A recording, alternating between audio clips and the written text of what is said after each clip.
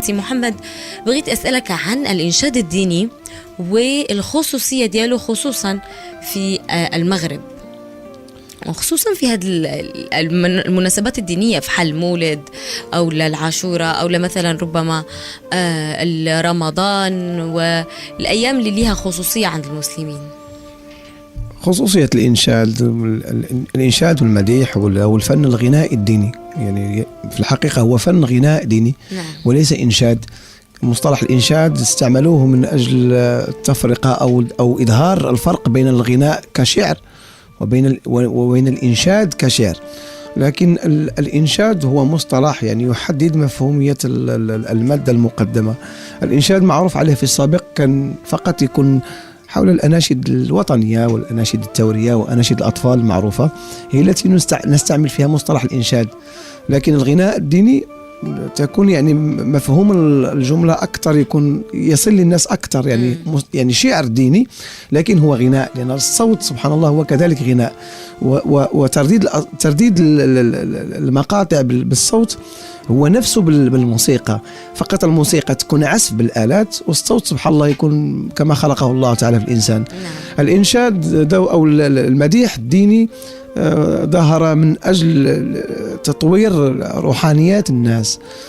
كما قلت في السابق، المغرب دائما محافظ على المديح والسماع، فالزوايا ينشطون طيلة السنة وطيلة الأسابيع من غير الحفلات الدينية. يعني هناك زوايا على حسب يعني توجهاتها، تكون كل أسبوع عندهم حلقة ذكر يسمونها حلقة ذكر، وقبل نهاية الأسبوع تكون جلسات تسمى جلسات النصيحة وجلسات الاستفادة في الحياة الدروس يعني. الإسلامية، دروس في شتى المجالات.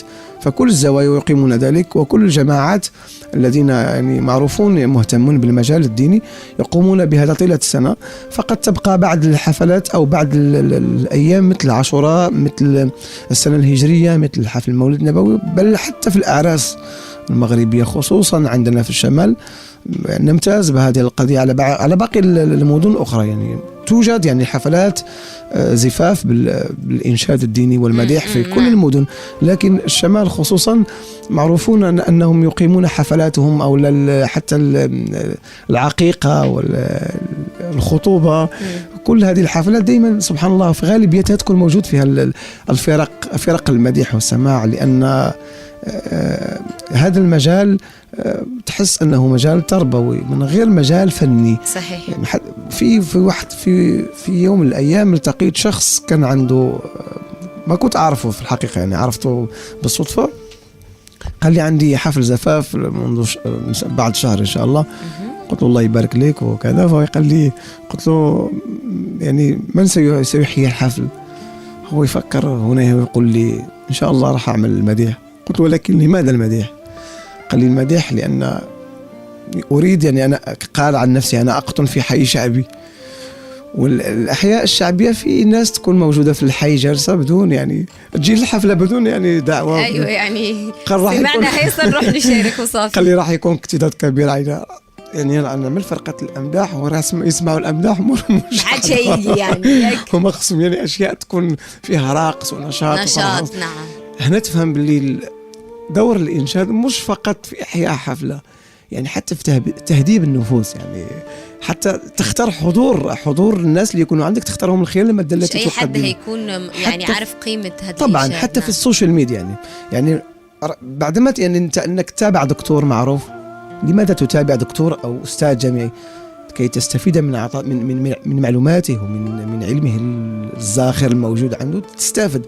في ناس عكس تماما هذا الفكر، تكون نشأتهم كانت سيئة، يحسوا أن الفضائح الموجودة والغناء الميوعي، يعني هناك غناء محمود يعني يستحب استماعه وهو يحاكي أرواح الناس. حتى كما قلت لك في الحلقات التي مررت معك سابقا، أم كلثوم والأستاذ محمد عبد الوهاب والشيخ زكريا أحمد وكل هذا المطربين، يعني رغم أنهم غنوا في الغزل وغنوا للمرأة وغنوا للحب وللجمال، هذا لا يتعارض مع الدين أبدا، لأن هناك حب الله تعالى، حب الأسر، حب الأحباب، حب الأصدقاء، نحن نستعمل في بعض الأحيان مصطلح الحب في أشياء غير منطقية.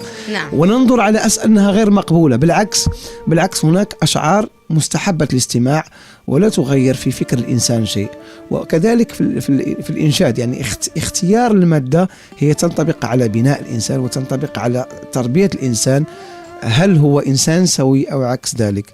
نحن نحاول إن شاء الله من هذا الباب، يعني كممارسين لمجال أو فنانين في مجال المديح والسماع والموشح، هدفنا هو إظهار الموهبة التي منحها الله تعالى، وكذلك مزاحمة السوق والتهريج الغنائي الموجود في الساحة الذي أصبح هذا يعني عكس مسار التربية وعكس مسار الانتماء الديني واللي هو الإسلام. نعم. نسأل الله تعالى أن نوفق في ذلك، يا رب إن شاء الله. وأن تكون كل الفرق يعني لها هذا المبتغى وهذا الهدف من أجل نشر الجمال المحمدي في كل تجلياته، سواء بالموسيقى التي تعتبر موسيقى روحية والتي تصاحب بعض الفرق، وكذلك سواء بالأصوات الجماعية التي استمعتم إليها قبل قليل.